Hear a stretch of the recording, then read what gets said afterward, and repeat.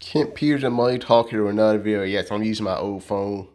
The camera quality is not as good, but I want to do a review, not with this,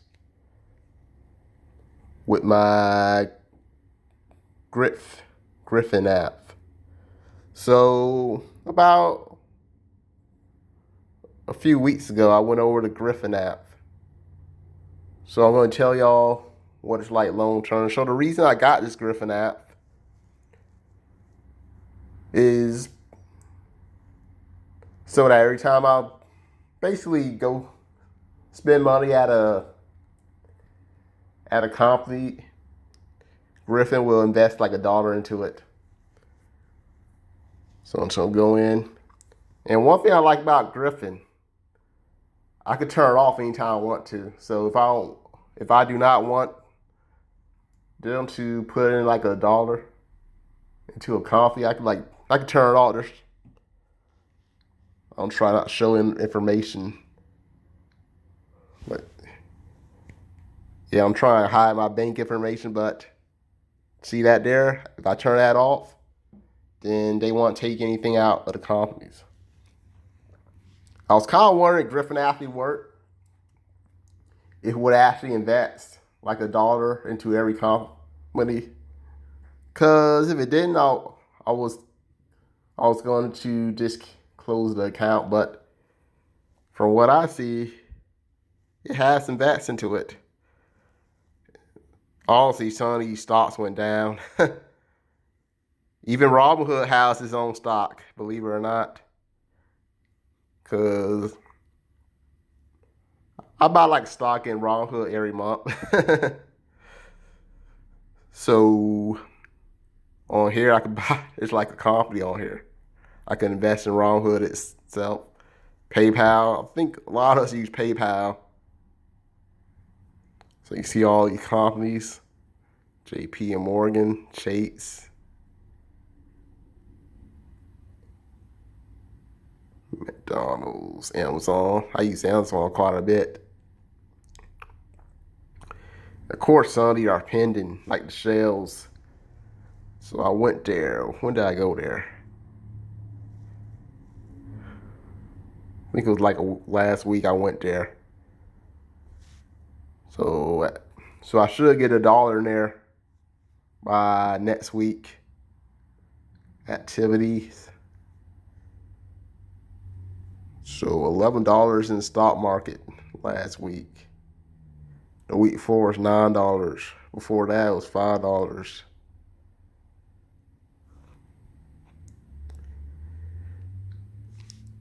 So altogether I had like a value of $24.48. I ain't had to, well, technically they took money out, but I didn't put any money in there myself. They invested for me, so that's $24. So Robinhood is still my main stock investing, not app, but account. And this one's just a side one. So the first one I did invest in was Acorn. So I got Acorn back in 2018. Then I got Robinhood the next year. I intended on keeping Acorn longer, but the thing with Acorn, they kept unleashing my bank account. And I got kind of frustrated. Because every time I use my debit card, they supposed to round it up to like the next dollar and put it into the Acorn account, but they stopped doing it. So I just closed that account, got all my money back. Well, all the money I was in at that time. It was actually a loss, but I was able to use that as a tax write-off. So that's one good thing about the stock market.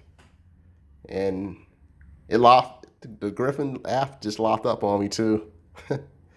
So now I gotta put in like a password, which I know what it is, but I'm just not gonna show y'all guys because I don't want anybody hacking to my Griffin account. So Robinhood for me is long term. I plan on still investing in Robinhood like 10, 20 years from now, if it's still around. I mean, hey, YouTube could be around for 20 years, then why can't Robinhood? But with Griffin, this one's going to be like more short-term investing. So I don't plan on keeping as long as Robinhood. So I'm just going to use this until I have enough money in here to make a down payment on either a car or a home. It's going to be one of them. It's going to be one or the other. So that's basically a main reason I have Griffin.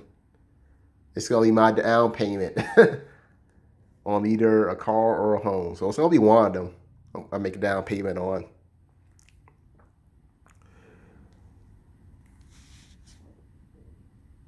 And the thing with stocks, they bounce up and down.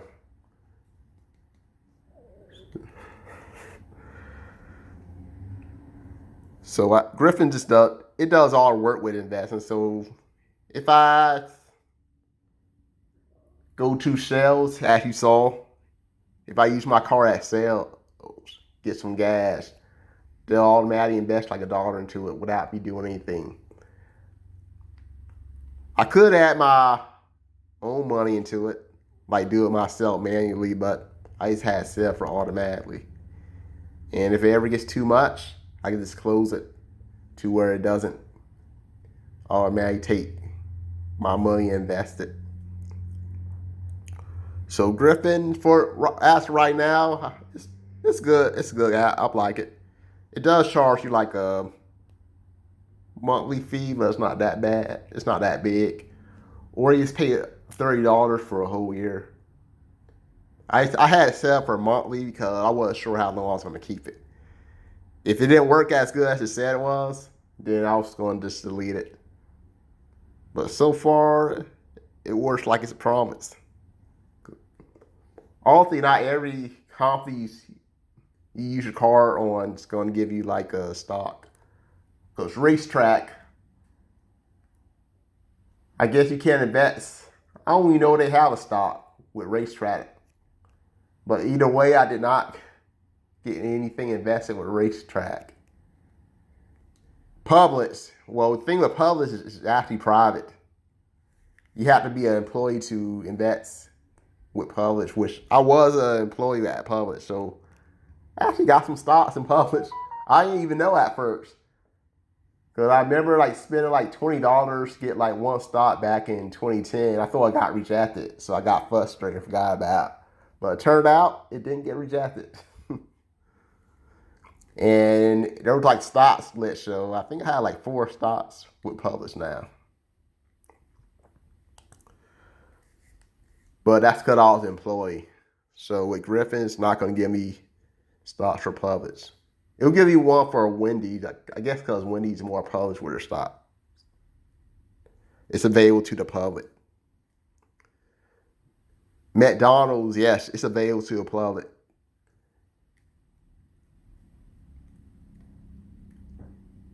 So if the companies available, if the company stocks are available to the public, then it will invest the $1 in for you. But if it's not available public, like Publix, it's only available to like the employees. I think Albertson might be the same way. I'm not quite sure with Albertson. So is Griffin worth it? I mean, go for it. If you want to invest in the stock market, but don't know which stocks to invest in, I mean, Griffin could work for you. And one thing with Griffin, at least you're investing in companies that you actually use. So that's one good thing about Griffin. Instead, you just invest in random companies. So feel free to try it out. And with that being said, have a good weekend. Bye for now.